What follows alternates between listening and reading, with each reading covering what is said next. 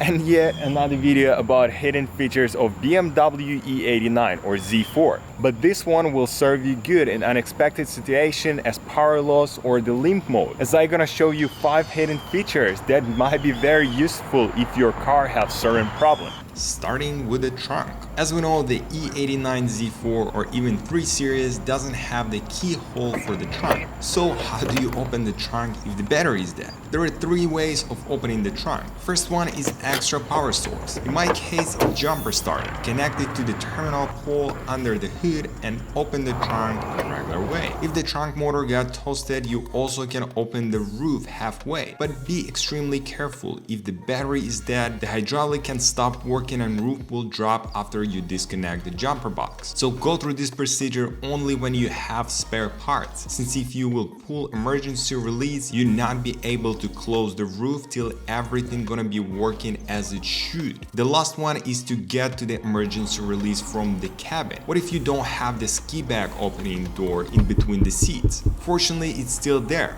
but you will need to work your way there. To remove the carpet is a little pain, but it's doable. And after you'll get to the trunk trim, you will need to use pry bar. It's really tricky since there are a bunch of pins holding that plastic. In most cases, plastic rivets gonna get damaged, but usually they're going to pop out and you're gonna be able to get to the emergency release. So let's pretend the fuel door cap is not working. That is basically supposed to be opening when the car is open.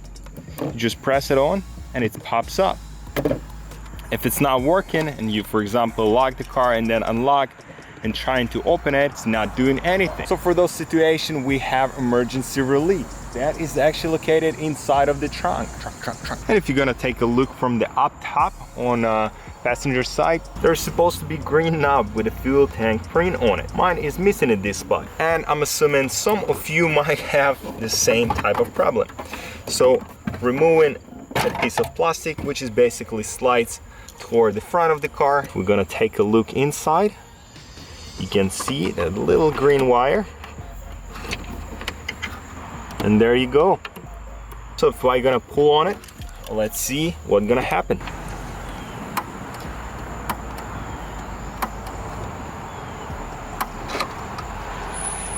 Okay.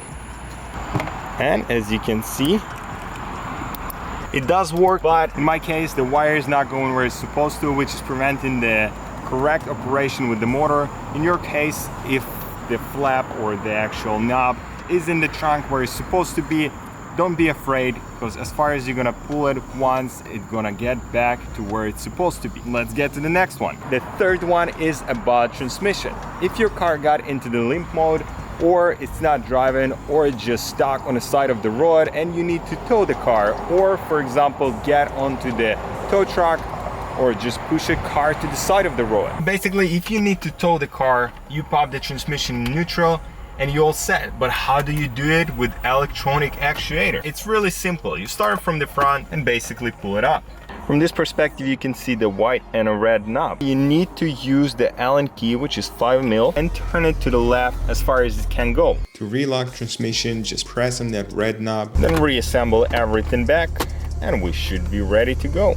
The fourth feature is inbuilt code reader. We can use the vehicle I/O to basically read the code and apparently look it up in the Google what is going on with the car, why do we have check engine, or any other message that is popping on the dashboard. For example, we have that sign with tire pressure monitor. Use the joystick to go to check control, press BC if you have more than one message, navigate to one you're interested in and press and hold BC bumper until the CCID code will pop up. The last one is real hidden feature, and a lot of you people know about that one, but that's the hidden menu. Yes, I know there are controversy on the internet that some people say it's useful, some people say it's not, but in my opinion, it's one of the most underrated feature on the BMW. For the reason, if you in the middle of nowhere don't have the scan tool, or you buying a new car and you want to test it out with the cluster, some temperature readings, or simply make a type of soft reset, basically everything to the default setting, the same thing as you disconnect the battery.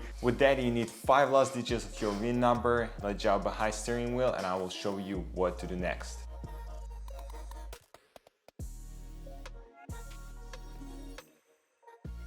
We only need 5 last digits. We need to add them, press and hold And now we need to go to the menu number 19. Now we need to get to the 29, that what is my number. Yours is gonna be different. And just let go the button. Let's just go to the menu 19 and see what did change. And lock is off, it's been on. We back to the first menu. Let's press and hold and get to the menu number 2, which is the KI test. So we're not gonna be able to start this test if the car is running. So we simply gonna go to menu number 7, which is personally my favorite. Now we have instant coolant temperature, which is 102 degrees Celsius. We're gonna press it once, we're gonna have the temperature, some type of temperature, ATM blah blah blah, hour 7:03. Let's get to the menu number 9. And this one gonna show you the battery state or battery charge.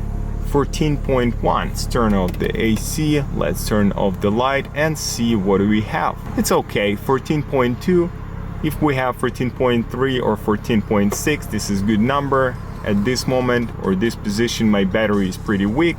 That's why we have a little lower numbers after all. Menu number 21, which is factory reset. This reset will allow you to get your car to default settings as stereo, might be some of the codes, cluster, and everything basically that came from the factory. Or it's pretty similar if you're going to disconnect the battery, it's going to be pretty much the same thing as without disconnecting the battery. Anyway guys, we're done for today. I hope you did enjoy and like the content we created today, and if so, make sure to put the thumbs up button and subscribe to my channel. We're gonna have some more videos about e89 body in general and gonna be fixing a lot of things.